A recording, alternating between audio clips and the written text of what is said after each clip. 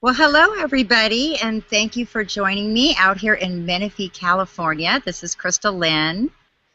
This is Chrystal Lynn, Cowgirl Astrologer, and I am out here this morning having a beautiful discussion with a very dear friend of mine.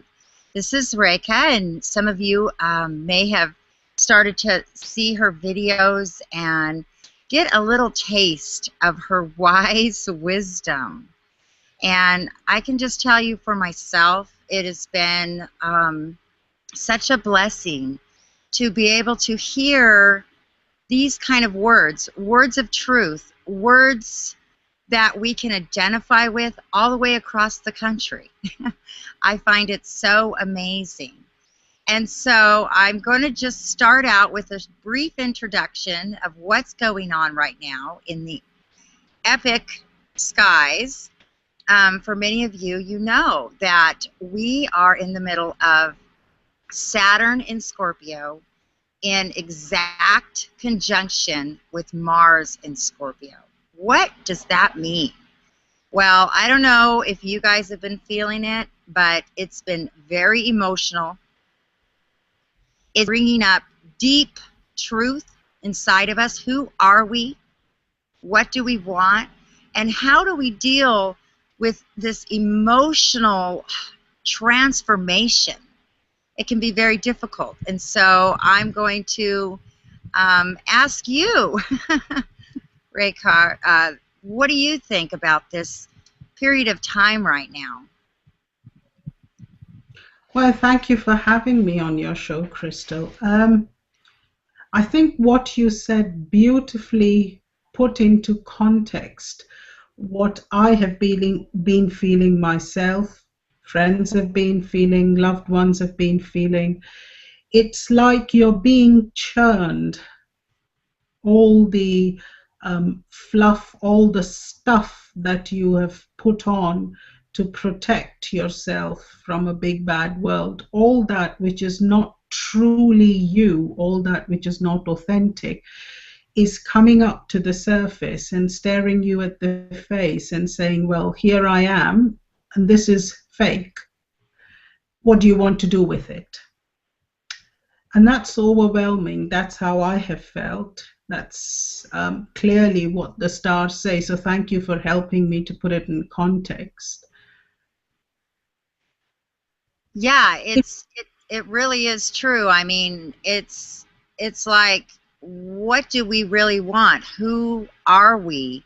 And how do we deal with the fact that we have identified ourselves with one perspective? You know, we come out, we've talked about it, we come out on Facebook or social media, and, you know, this is a part of our persona and how we want to present ourselves to the world, but, you know, we're multidimensional. We have so many deep things going on behind the scenes. Can we bring that out and blend that together? Can we be raw? Can we be honest? And is there any other way? Yes, absolutely. Absolutely. That is the only way. When we are who we really are, and that means when we allow ourselves to accept all that in us isn't perfect, at that time we embrace the truth in us. Now, the truth in us, as you beautifully said, is actually multidimensional. There is elements of us which are very dark. There are elements of us which are beautiful, which are full of light. But it is this play of light and shadow, this play of light and dark, that creates the beautiful tapestry that we are. Over time, and largely through the influence of media, schools, our own upbringing, somehow we felt that exposing our vulnerability, being vulnerable, isn't acceptable. And that comes from a very entrenched paradigm which we have lived and lived more and more in the past 200-300 years. And that paradigm is that we are anthropocentric. You are different to me. I am different to you. And therefore, in a limited world with limited resources, it's not about us together, but it's about you versus me. Hmm. When we operate from that context of you versus me, then clearly to be vulnerable, to be raw, to be authentic to how we feel and speak authentically can be dangerous, can be exposing ourselves to even more danger, because here I am owning up to the fact that I am vulnerable, that I'm not strong. That the mind reads as dangerous, because after all, it's an open invitation or an open acceptance of defeat. Yes, and I have to be really honest and say that there's been many specific times that I have felt very honest, very vulnerable, and have decided to share that part of me, just using social media as an example. And through my writing, and I share from my heart.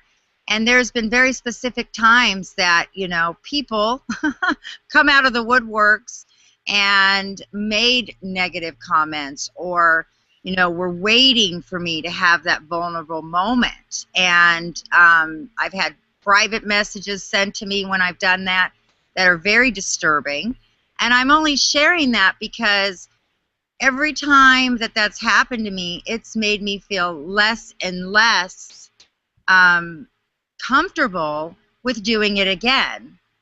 And it brings that fear. I mean, when you actually have experienced that, Sure. somebody taking that opportunity, when they see that you've got that open door, that you're showing who you truly are, it's as if they're waiting, they're threatened by it. And why is that? Because it's very painful for those of us who want to blend who we are with our outer persona. And that's a very valid question. And my experience of it is not very different to yours. People are negative, people are judgmental, people are vindictive, because people are frightened of vulnerability. It takes courage to be authentic. It takes courage to say what you feel. It's easy to say what you think the other person wants to hear. Well, that's easy. We've done that for a long time. Um, but to say exactly what you feel, with respect, of course, is an act of courage. Usually, an act of courage is met with darkness, is met with judgment, is even met with hate. The reason for that is people get frightened of courage, because we all operate out of this paradigm of you versus me. If you are courageous, that must imply that I'm not. Right. Clearly, therefore, that's not a comfortable place to be for me. So, how do I deal with that discomfort? Well, by either lashing out at you, by judging you, by putting you in a box, by pretending you don't exist, or by denying everything that you have said. So at the heart of the issue is, what is your storyline? Do you operate out of a you versus I context? Or is there another storyline that you can espouse? The one that the traditional cultures espoused, which was one of us. We are all separate, we are all different to each other, and that's okay, but we're not separate from each other. And Yeah, that I is, mean that makes so much sense, because even as an astrologer, as I have the privilege of being able to read charts and help people, you know, when I open a chart, it's the first time I am seeing this soul. And this person I may never meet, I may never even talk to on the phone. They might have me do a video reading for them. But as I open this chart, I am in amazement that this is a life, that each planet, each degree was intricately placed. And although some situations that I look at, I say, wow, this person's lesson in life is going to be challenging. They may not be the Dallas cheerleader, that everybody thinks, is the great life. But they have something amazing and valuable and powerful to bring to our world, to the surroundings. And yet we judge, yet we, compete. How do we be all that we can be and embrace others around us? How do we have that security of not, feeding that competition and yet being the best we can be? Yes, and that's a beautiful question. In my understanding, the root of the problem is, from this paradigm of you versus I comes the child called comparison. So we are constantly comparing ourselves to someone else, to the society around us, to the culture around us, to the civilizations around us. That is how the human mind works. It has to compare. Why? Because it operates in the context of you versus I. The very meaning of you versus I is that we are in competition. Where does competition come from? It comes from the understanding that there is a comparison between you and me. So when I'm constantly comparing myself to you, what happens? I normally feel lesser than you. That is why I have to make this effort at being more perfect than perfect itself. A good example is, for example, what people put on social media, or even the websites that people have for themselves, or that they create for others. It's all about how wonderful their lives are and how successful, and all about making a little bit more money and judging everything in the narrow linear context of materialism, i.e. how much money you have, what car you drive, what size of house you live in, which part of the world you live in. And I'm not taking away from the importance of these things for a comfortable life. Materialism has a role. Materialism makes life comfortable, and life needs to be comfortable to have quality in it. But that is its only purpose. We've unfortunately attached ourselves with this bandwagon of bigger and more to imply better. Bigger and more is not always better. And if we live our lives in the context of you versus I, if we live our lives run by minds that are constantly comparing us with everybody else, then it is natural that we will feel threatened. We will feel so threatened that we start putting barriers in front of us just to simply protect us. And that's understandable. That's how we deal with that threat. So what happens as a consequence? Our spirit starts shrinking. It starts shriveling. We start to distrust. We start to mistrust each other. we always look for an innuendo, for the hidden agenda in people around us. And how do we deal with all that? So when we judge, when we criticize, or when we, put labels on things, that is the mind's way to deal with the discomfort of comparison. Wow. So, No, that's amazing, because I think that if you are someone that, wants to have honest connections and, live your life to the mission and the whatever words you want to use, your destiny or your fate or, your calling in life. I mean, that's a full-time job in itself, let alone looking to mm, see what anybody else is doing. mm. I Just mean, trying to stay focused on the things that you believe in your heart, that you want to fulfill.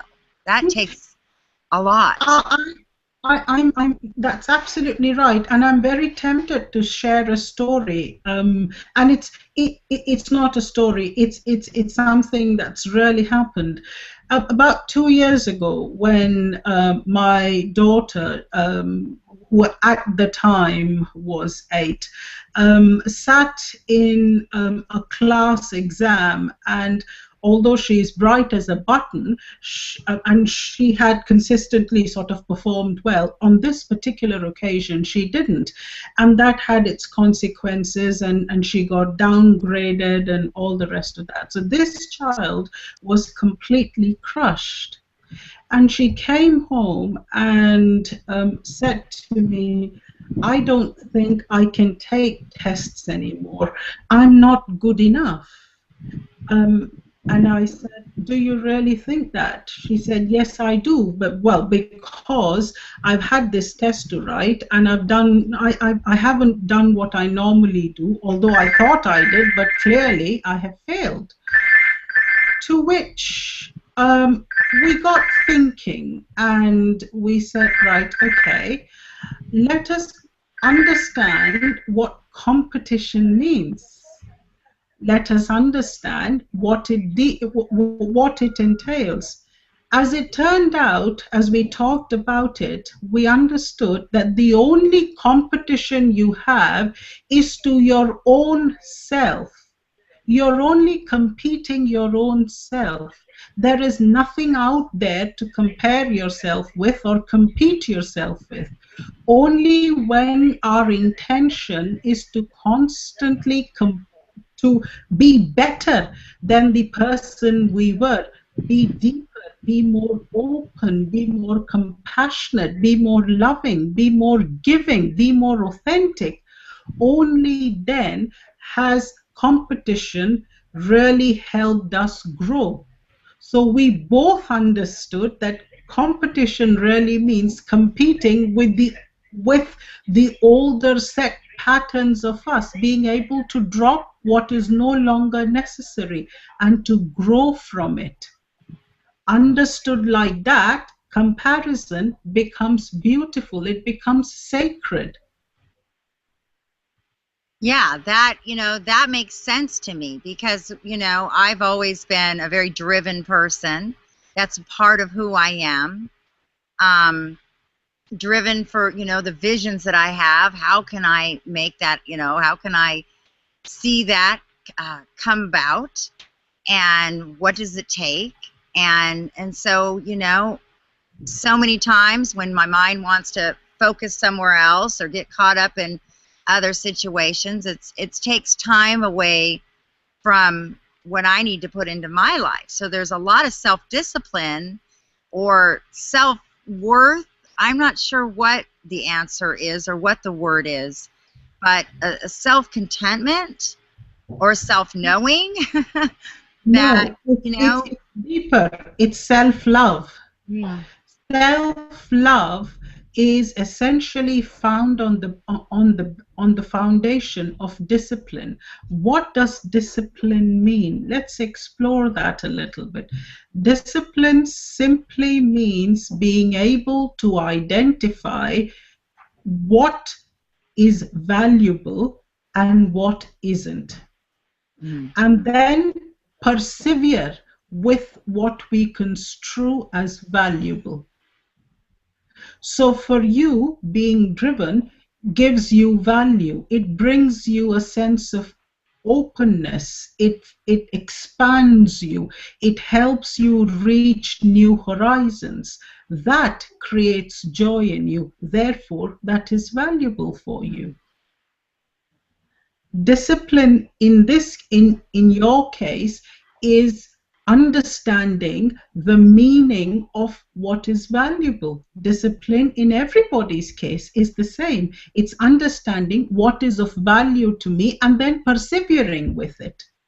And why is discipline such an important bedrock in the course of human life? Because discipline brings us to what we truly love. It allows us to create what we truly love. And in that process, we start falling in love with ourselves. That is one of the most important, probably the deepest lessons of life: self-acceptance. Self-acceptance isn't essentially just accepting the success in me as defined by the car I drive or the woman I'm married to or sleeping with. Self-acceptance is, is knowing the play of light and shadow both that enable me to create my work of art, Mm. whatever that is. You know, it's really interesting because you know, the first 20 years of my career, I could say, you know, I stepped up the ladder pretty well, you know, as each goal I set, I was able to see it come to pass. And um, a lot of this has to do with some different astrological things that go on in our life, but I'll explain it on a basic level that, you know, there's a time in life, you know, when many times we get stripped of all of that. We get stripped of our success. We get stripped of our, you know, ambition, our adrenaline. You know, we go through, I can say for myself, the last few years, that everything that meant something to me suddenly meant nothing to me. And you know, to stand before life and have to go down to the depth and say, you know, what am I here for? You know, and I know it's a little different, you know, another topic, but we've discussed about depression, that moment in time where all you have is the sound of your beating heart, and that's all that matters. You're alive, and you lose perspective. And while I was going through this process, it was a, you know, it's been about a 3 to 7 year process of really going in and figuring out what's valuable and who I am. And I have to say that when I was down, I did experience the most hurtful energy and scenarios coming from people that, you know, you expect to stand by you. And they wanted to identify me with who I was in this period of being down. And in my heart of hearts, I knew that I would have to come back and find myself and be who I am created to be. But it was so painful to feel helpless and do not be able to, you know, just conquer the world when I was down and have to go through that process. And you know, you know, humbling. It was you know, difficult to have to have your children look at you or people look at you and you know, put a judgment on you during that time when you're trying to figure it out. And so maybe that's why I have compassion for people that are going through these cycles, because sometimes in life, you know, there are cycles. At some point, we're all going to go through that stripping. It's part of crossing the bridge. And Absolutely, absolutely. I mean, the one common misconception we all have until we're broken, and even after we're broken, we sort of still persevere with that, is that life should be easy. Life should be a dawdle in the park. Life is not here to be easy. Life is not a dawdle in the park. I mean, life is difficult. The Buddha actually opened all his teachings with the one statement which said life is suffering. As I understand it, the purpose of life is not to create a scenario of rose petals for you to lie and walk on. No. The purpose of life is to invite you to grow. Now you can hear that purpose and look for the gifts in your challenges and grow, or you can miss that call, stay stuck, stay angry, stay judgmental, and die. Death is a reality. Death is going to it is going to come to each one of us. It is here for me as much as it is for anybody else who has a life on this planet. If death is a reality and we are all mortal, then my understanding, my invitation is look for the gifts that life is bringing you in its challenges. Otherwise, what's the point? What is the point of mindless suffering? There is no point to it. Even depression and the darkest of depressions have inherent gifts. The darker the darkness, the deeper the heartbreak, the deeper the pain, the greater is the gift. Whether we want to open ourselves and accept the gift, now that is another matter altogether. And that ties in nicely with what we were talking about earlier on. That takes authenticity. That takes the courage to say, actually, this is very uncomfortable. Actually, this is really hurting me. What have I to learn in this situation? What is the situation trying to teach me? And I'll share a very personal example, something I have lived with for a long time, over 22, 23 years. When I parted with someone that I truly loved, truly cared for, I was completely devastated. How did I deal with that devastation? I went through the cycle of loss. I denied it to myself. Then I got angry with myself. Then I said to me, well, what's the point of being angry? So let's be sad about it. So I spent a lot of time being sad about it. And then I thought, well, the sadness isn't helping me either. So let me just accept it, that this wasn't meant to be. And however much I pretended to have accepted it, the pain still stayed. The fact is that my heart bleeds. It continues to bleed after so many years. That is the reality of it. So it was only when I actually accepted the gift of that parting, which is the understanding that through each one of these processes, I grew deeper in insight, I grew deeper in compassion, I grew deeper in empathy. I know what it means to have a broken heart. I know that. So when I see you with a broken heart, I cannot help but reach out and want to hold your hand. That is what pain does. Pain is that purple-robed teacher who will not leave you until he has taught you his lessons. Once you've understood his lessons, he has nothing but his embrace to give you. So when I finally accepted that lesson, I understood that love is all there is. Love stands by itself. It asks for nothing.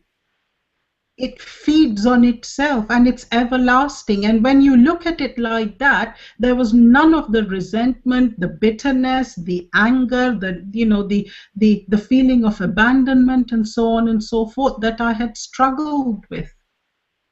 So people who judge you, Chrystal, are simply in a lot of pain themselves. They are unable to break that cycle inside them which says they are hurting.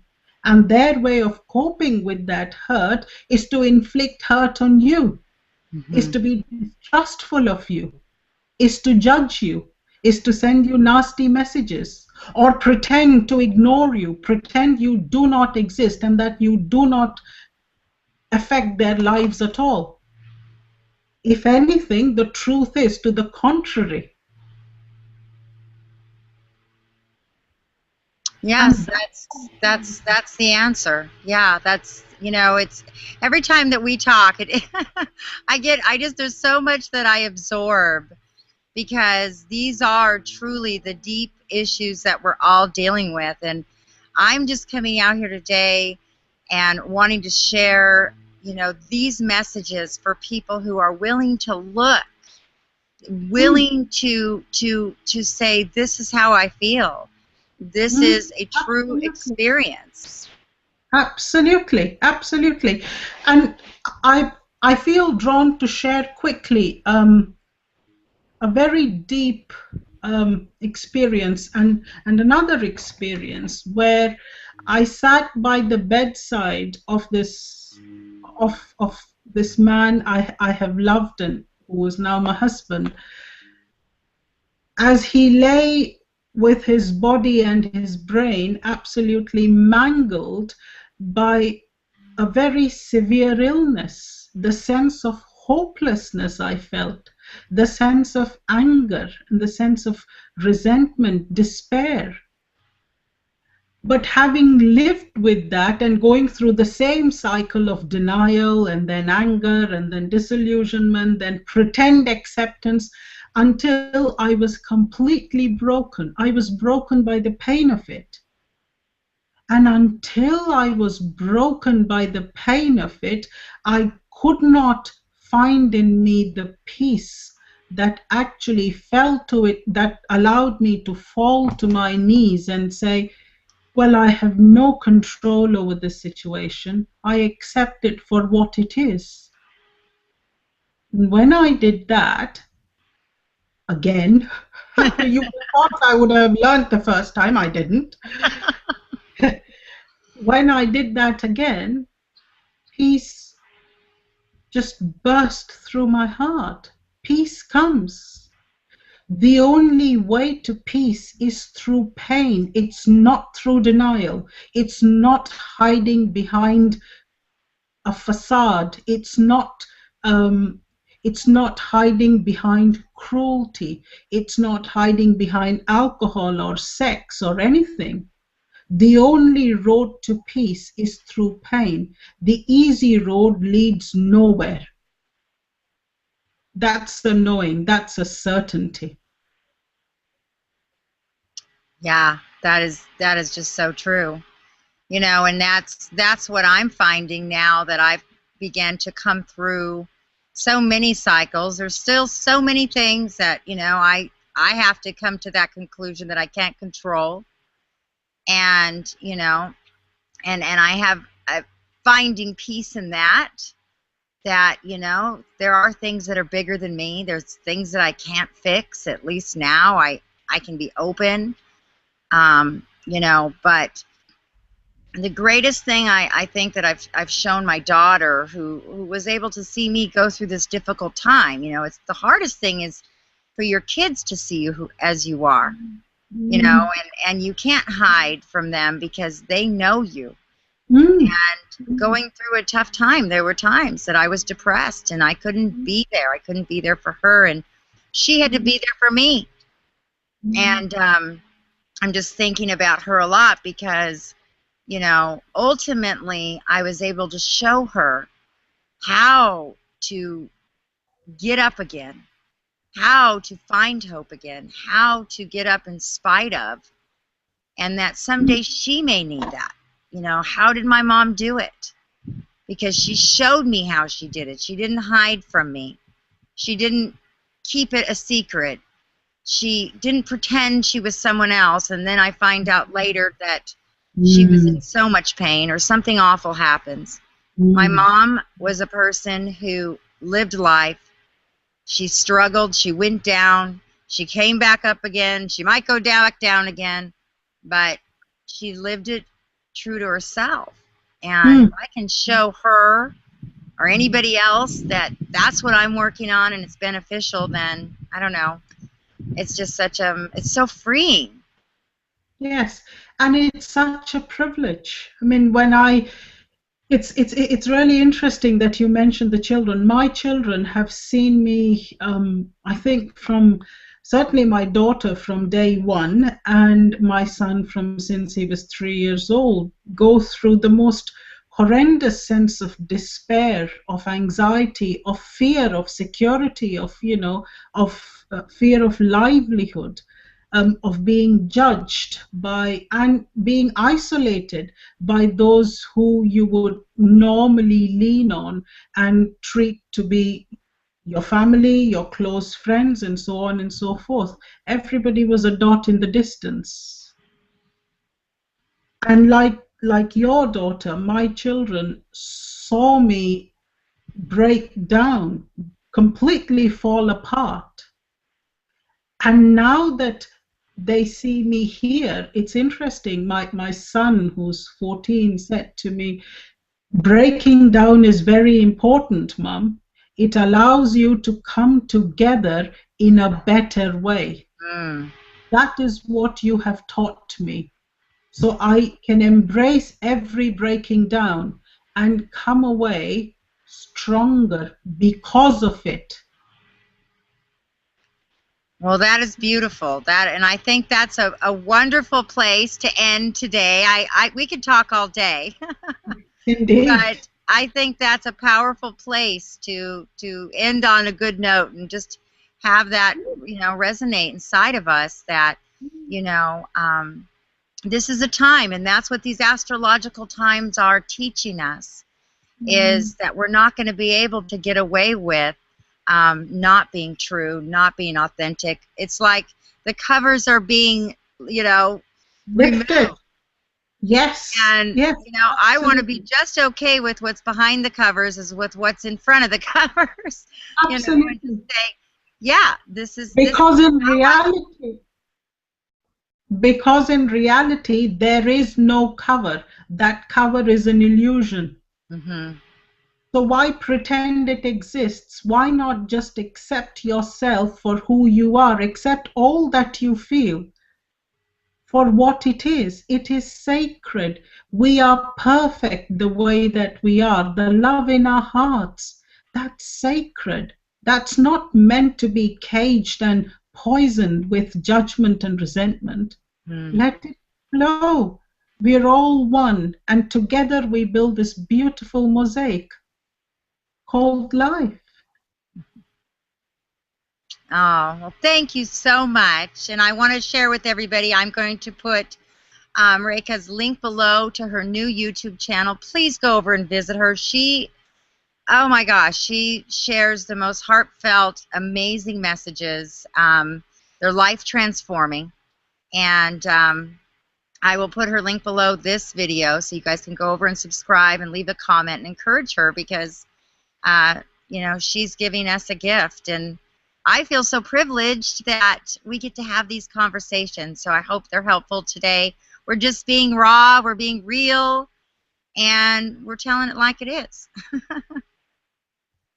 So we will meet again soon for another one of our talks. And again, thank you for taking the time today with me. I really appreciate it.